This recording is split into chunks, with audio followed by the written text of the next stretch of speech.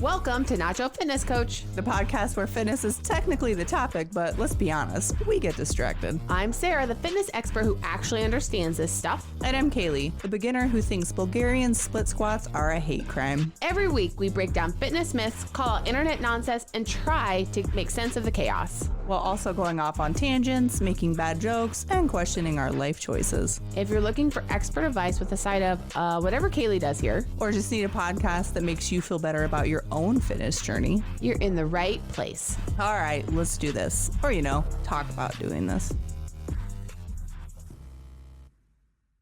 Hey there, this is Ginny with Nacho Fitness Coach.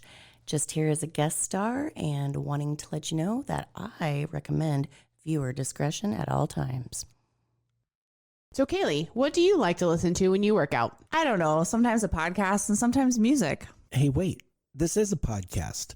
What if you could have both? At the same time? Oh, yeah. Podbeat is a free mobile app that lets you add any beat style to any podcast for your workout. It's easy to do and free to download in the App Store. Caleigh, you sound pretty cool with the trap beat, but Sarah, the funk beat works for your voice. So if you want to make our podcast work for a workout, check it out in the App Store. They even have Podbeat for Android users in the Google Play Store. Okay, on to the show. So anyway, that's how I started a fitness podcast instead of just going to therapy. It's free, kind of. Is it? Not really. No, it's actually kind of a very expensive hobby. But I mean, what hobbies aren't expensive? You know what's funny is whenever people that know we have a podcast, people I know in real life, they're like, they know I have this podcast. So they're like, are you guys making money? And I'm like, no, we're not. We're saving it on going to therapy. As a matter of fact, we're spending quite a bit of monny to make this podcast. Right. But it didn't, when you told me that, that kind of blew my mind, the way that you worded, no, this is a hobby. People who enjoy golfing. I love golfing. People who enjoy golfing spend money on golfing. People who enjoy hiking spend money to go. You're not getting paid for that shit. No. So let it be known here and now that as of today, we're not getting paid for this podcast. No, but it's a fun hobby. I'm having a blast. This is actually the most embarrassing thing I've ever done with my life. I've done a lot of embarrassing shit, but But it's fun. And, we get done. We have the recording weekends and we kind of spend time all together in this little room and put the recordings together. And it's amazing how fast every 3 months rolls by. Cause I'll be like, we were just here. And then every time we're in the studio, it's it goes so quick. It does. I get home and I'm wired though, because I'm like, okay, it is late. We've knocked them out, but I'm also like, oh my gosh, I could clean my house right now because the energy is just there. It's just fun. It is fun. So everybody should start a podcast. Oh, wait. But yeah, maybe not. Should we have? I don't know. Maybe we shouldn't have. I mean, we don't really know. We don't know. We honestly we're here for us. We didn't ask anybody. No. For permission. Believe it or not, there are things that you can do in life that you don't have to ask for permission or it's really crazy. Get people's approval. No. You can just do you. No, it's just so fun. I was just thinking back 2.5 years ago when you were like, let's start a podcast. And I was like, that's just not the kind of person that I am. I didn't ask you to do that. You brought this upon yourself. I know, but you were the one who was like, that's a great idea. We should do it. Yeah. And I'm just not the kind of person who's I have plenty of ideas. Right. I just don't do them. Never. And you're you just make shit happen. Right. You don't ask questions. No. You don't overthink stuff. You were 2 weeks later, mics in our faces. We hit record. It's just, and we're we're going to do this. It's just funny. I would have never done that on my own, but it's cool. But for me, I think I think you do things in between too. You put in plenty of work, but it's a daily part of my day because I work on the I do all the social media content. Right. So it is a day. There is a portion of my day that is dedicated to working on podcasts. But I feel it's a fun creative outlet for you. It is very much so. It is a hobby. And I just think that sometimes we forget how important it is to have hobbies in life of things that you do for enjoyment that bring you happiness that don't necessarily mean you're getting paid for it. Right. And sometimes they cost money. Like my mind first went to like golf because, every now and then it's just like, I mean, my husband too will be like, what are you guys doing? What are you guys doing? What are you paying for? What are you still doing this for? And I'm like, you know what? Not everything you have to do in life is to try to build a business. Right. Which is our whole other part of our life, right? Like that's what we're constantly trying to like do or spend time on or whatever. I'm like, listen, at this point, if it was up to me, I would love to be one of those people that every Saturday or even like one night a week, I play a golf league. Yeah. But I'm just not in a point in my life where I can commit to something on a weekly basis. And so I'm like, I'm lucky enough to get out on the golf course once a year. I've never golfed a day in my life. I love it. But, it's a whole day. By the time you're driving to a course, you're getting on, you're golfing the 18 holes. I mean, it's 5-6 hours, and you got to eat at some point because you're probably not just eating exclusively what's at the golf course. And so it's like a full day. I'm like, well, that's not any different than when we hole ourselves up in the recording studio. I think people, so many times, most of the podcasts you hear about are the more famous, obviously lucrative podcasts. Are they obvious? I mean, some of them we think some are of them are some of them very are lucrative. Some of them are, but not. I mean, we don't know the total numbers. We have a successful podcast at this point. We do actually. I mean, it's we're getting ranking. Up there. Yeah, but no, we don't have. Liquid IV is not knocking down our door yet. Hey, Liquid IV. I mean, you never know what can happen, but we're not doing it for that. Most podcasts that do have sponsorships and make money or monetize, they started out as an already famous person, well-known person, or it's podcasts that have been doing this for years. We've been at this for 2.5 years. People are starting to notice us. Yeah, but you're not going to record a few episodes and people are going to be like, oh my God. Take all my money. No. That's not how this works. No, that's always people's first question is, are you guys making money? Right. No. I mean, but unless you're Caleigh Kelsey, because then you can just turn on the microphone. JoJo Siwa started a podcast. But everyone knew him already. The number one of course, is JoJo Siwa. Right. So, I mean, it's fun. It's a hobby. Hobbies cost money. And it's like, okay, well, we're going to keep doing it because it makes us happy. Yeah, we're just having silly goose fun over here. I really do think it probably is cheaper than therapy. Because I sure know that I get a lot of things off of my chest where it's like things will be like somebody will say something or just, like people ask questions about stuff. And I'm like, you know what, we'll just talk about it. Because then I can get it off my chest. Because we started at a time where I was just starting out in fitness. Would I have continued on? No, probably not. Absolutely not. No. So it's kind of helped you make it into a lifestyle. It's kind of become my sense of accountability. Like I can't go beyond this fitness podcast and, Well, no, I mean, because you can't gain all your weight back now. No. Everyone thinks, everyone knows you have a fitness podcast. I could for the content, it's just like I'm doing like a fat to fit kind of thing. Right. It's true, you could. And you already do the different diets. I mean, you kind of already it's been fun because it does give me a reason to kind of like try out some different things. So we have some things to talk about. Like you're so rigid and this is the way I do things and I'm not changing. And I'm like, I'm going to try this diet or I'm going to try this trending workout or I'm going to try this or try that because I'm just more, whatever, carefree than you are. I'm not carefree. What do I have to lose? I'm not. I am not wired to be carefree. So I'll try some different things. I'll try anything once. And now that we've done the brain type test, like I know for sure, like there's a reason why I'm wired the way that I am. It's the way my brain works. So people need to just leave me alone. I've always known that about you. Or stop trying to change somebody's personality. Like I would never try to change you. You're perfect just the way that you are. Maybe you should just try to understand them instead of trying to get them to change. I've never tried to. I'm just saying. Sometimes I'd like you to show up on time, but I show up on time. I don't need like 30 minutes to warm up though before we hit record. I do. You do. See, so that's on you. Do you know what time I got here today? No. Did you get here like 6:30? 6:30? 5. What time did you get here? Oh, good Lord. We hit record at what? 7? Yeah, a little after 7. 15? Yeah. I got here at like 6. I knew I had some content to push out, but I need to have my things where they are. I know. All right. I think it's time for a quick break. If you're enjoying our podcast, please subscribe and leave a 5-star review wherever you're listening. And we're back. I know. You're like, you walk in the door and you're like, hit record. Yeah, let's go do this. What are you talking about? Or this, I was just telling I was bitching about you earlier to my husband. I was like, it's wild. We'll have like 15 minutes before we have a guest coming on Zoom. They're gonna like connect to the Zoom. We have 15 minutes. We got time for one more Sarah's episode. like, we have time for an episode. I'm like, what are you talking about? Can we breathe? Like, let's prep. Let's make sure. Like, no. Why? You're wild. You're a creature. But I mean, that is, but different people need different things. I know. And I'm like, okay, yes. When I'm like, okay, if have a time that we're going to be here, I'm like, I can walk in the door, set my bag down. And I'm like, let's go. No. Let's just talk. Nope. Do we have a topic? We don't even need to. Just hit record. Let's do this. We don't have a topic for this episode. We're 10 minutes in. What are we talking about? We do have a topic. Oh. We just haven't got there yet.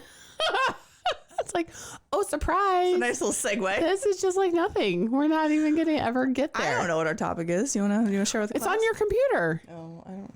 So we thought it might be kind of entertaining to ask Queso to give us a suggestion for like a topic. Oh, that's what we're doing? Yeah. Oh, I thought you came up with something. No, I mean, because the one but... I did like on that list though, he said, what is the top 10 phrases that need to go away or what?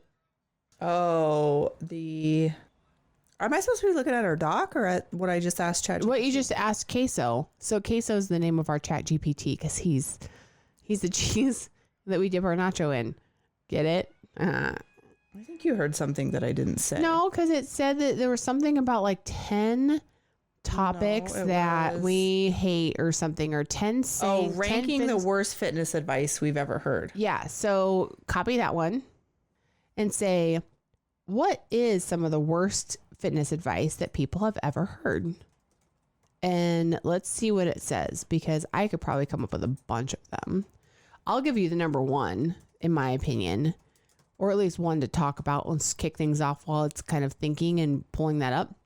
That strength training will make you bulky. Yes. That one irritates me to nobody's business because it is just simply not true. And it is rampant through people's heads still that they think they pick up a weight and they are going to look like Miss Figure America from the Olympia. And I'm like, dude. Where it's like a man and he's talking to a woman in the gym and she's like, I don't want to lift because I don't want to get bulky. And he's just like, I've been trying to get bulky for 10 years. Mm-hmm. 100%.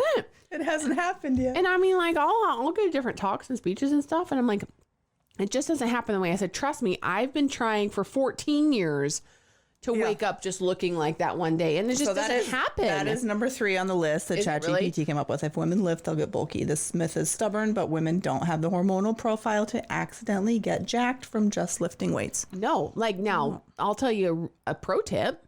If you do want to get bulky, take steroids. Oh, okay. I mean, that gets you there like really super fast. I haven't tried yet. Well, there we go. You know? We should add it to the list of the things that Caleig's willing to try. Fuck around and find out. You want to be our human guinea pig? I've seen it. Like, I've stepped on stage with girls that I know were taking it. I appreciate that we're getting to a point where it is becoming more of like people are being open and honest about their steroid use, because it used to be such a, it used to be such a hush hush thing. Like, there are people out there that are speaking and saying, done it. Does it have side effects? Yes, absolutely. Does ibuprofen have side effects? Yes, also for sure. I mean, it depends on what you want, right? But I mean, I have seen, like, there was a competitor that I stepped on stage with, and she was taking them, and she was a very lean type person to begin with, but she leaned out super fast and had great muscular definition, and then because she was dating somebody that got it for whatever.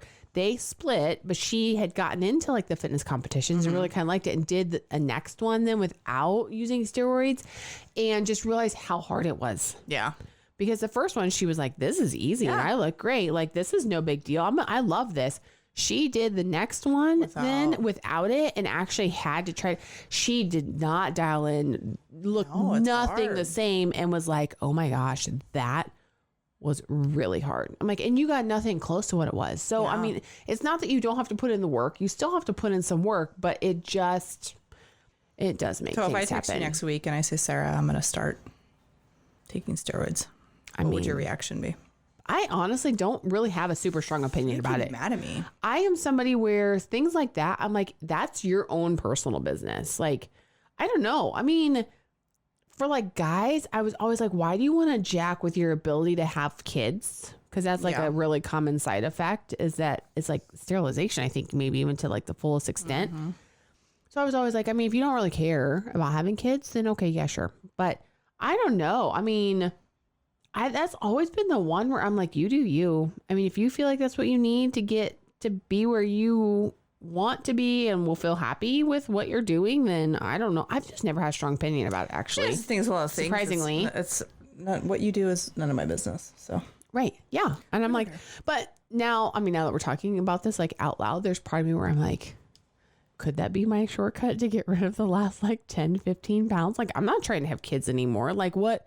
I don't lose weight taking steroids. I don't actually know what the side effects are for women as much as you always hear about the male side effects of, but you always hear about like the roid rage, the acne, which I would not be a fan of. It leans you down a lot. I thought you would like gain weight from just the muscle. Well, it's not comparative. Like I know somebody who, I won't name names, but I know somebody who recently did a GLP-1 to lose like 10, 15 pounds and then immediately switched over to steroids. Did it work? To be determined. To be determined. We don't know yet. I don't know. We're still in the interesting process. Yeah. Yeah. I don't have a strong opinion about that one, but I do have a strong opinion about the fact that it's completely asinine that it is 2025 and women still think that if they lift heavy, they're going to get bulky. Like let's go through this. We're over this. Okay. So we'll skip number 3 because we've covered that. We already number covered 1 that. is you have to do fasted cardio to burn fat. Sure. Yeah. Agreed. While fasted cardio can work for some, it's not a magic fat burning hack. And for many people, it just means a worse workout with less energy. I always do, not for any particular reason. I don't like strongly buy into this, but I do my workout, my strength training, and my cardio in the morning fasted. I would not recommend the strength training part, but if it works for you, I mean, whatever. And I've never struggled with fasted cardio in the morning. Like there's been plenty of different stages in life where I've rolled out of bed, put my workout clothes on, and just start to head out for a run. I'm not ready to eat until after my workout. I just have never felt like I want that in my stomach if I'm actually going to try to run. Now, I don't always try to run, and I definitely don't run fast. Sometimes it's more of like a race walk in the morning. My workouts would go better if I got some protein in. Oh, 1,000%. Your strength training ones? Oh, what for sure. Maybe I'll try that. For sure. But I mean, it's hard. Huh? I almost gag if I'm like trying to get food. Well, why don't you do like get up and do your cardio first, and then do you strength train or cardio first? Cardio. I mean, if you're used to at least doing that pattern, I mean, just get the cardio in, then just do like a shake really quick, and then lift. Okay, I'll let you know how it goes. Or eat a banana, and then lift. I'll try it. Number 2, sweat equals fat loss. Oh, yeah. Sweating just means that you're hot, not that you're burning calories. Not that you're burning more calories. Yeah, just trying to regulate your body temperature. You're mostly losing water weight, which comes right back.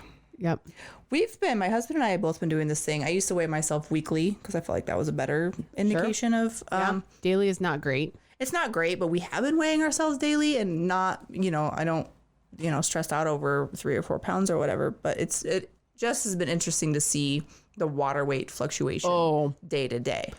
But if 3 or 4 pounds stress you out to see that water weight fluctuation, you should not be weighing yourself daily. Shouldn't. And I have a full grasp on what because 5 pounds can mean. Oh, mine, like, especially like during different times of the month, like I would fluctuate 8 pounds, no problem. Yeah. And there are some people that would freak out. Yes. And then all of a sudden it would set you on like a spiral binge or something. I did weekly for long enough. And I think we have had enough conversations that I can mentally, I'm in a place where I can weigh daily. Yeah. And then just to see, because it's fun. We got a new smart scale. Yep. Which are fun. So that's been fun. But I even notice like if there are times that like after we have tacos or whatever, like Mexican restaurant, if I have a lot of sodium at a restaurant like the night before, I can feel it the next morning. Like I don't have to step on the scale and I will know that it's going to be higher because I can just feel that water retention. And so just like getting in and understanding how everything works. But yeah, if you weigh in at 153 one day and then the next day you weigh in at 157 and you're going to crash out over that, maybe don't weigh yourself every day. 100%. Yep. All right. We already went over number 3. Man, just as we were talking too, I came up with another one in my head and I was like, oh God, that's another one to like die. Cause what did that one specifically say? Sweat equals fat loss. Oh yeah. All right. I think it's time for a quick break.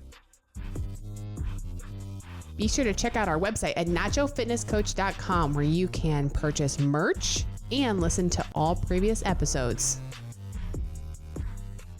And we're back. And then if women lift heavy, they'll get bulky. Number 4, no pain, no gain. Oh, actually, that was it.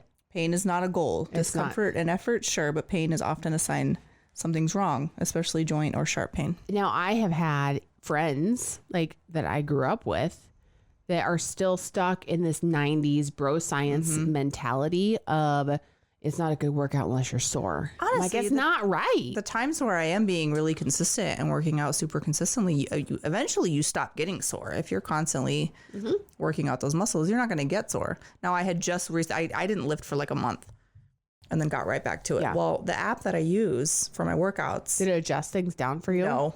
Oh, then you were probably. And I was in the mindset of like, I'm going back full bore. Yeah. I regretted. It was really bad. You have to restart. But it was the same lifts I was doing a month prior, but and I wasn't sore back then. But you were detrained. You hadn't Very like much worked so. back up to it. Yeah, it makes a huge difference. So you don't need to be sore. You do not need sore. The other thing too is like you also like you do not need if your form is starting to break down.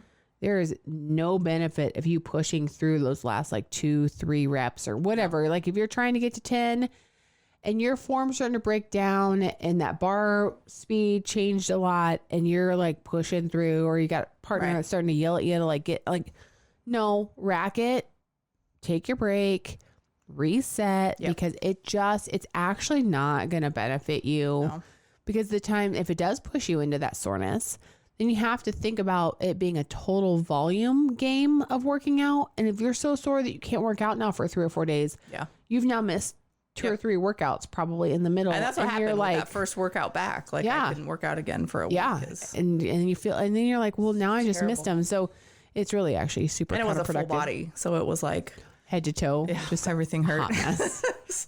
And I knew better. I knew as I was doing it. I mean, I was going like full failure, and it will. Feel smart. And that smartness will last. I mean, like I have very vivid memories of getting back at it, and then a week later, finally being like, okay, I think I could get. But then you miss out on all of that in between. It's not worth it. No. Number 5, you should work out every day. Oh, I don't do that. No. Recovery is essential. Overtraining leads to burnout, injury, and stalled progress. Rest days are part of the process. You know me. I'm a huge fan of just 3 days a week full body. That's all you need. 3 days a week full body. And we're going to try the workout from PJ, the 21 minutes twice a week. But, even just doing an episode for the 3 minutes. Tonight? Yeah, let's just do we can pick one 3-minute exercise and see how it goes. Don't you think? Yeah. So we're going to do it. Okay, number 6. All you need is a 1,200 calorie diet. This is basically starvation for most adults. Chronically undereating damages metabolism, hormones, and mental health.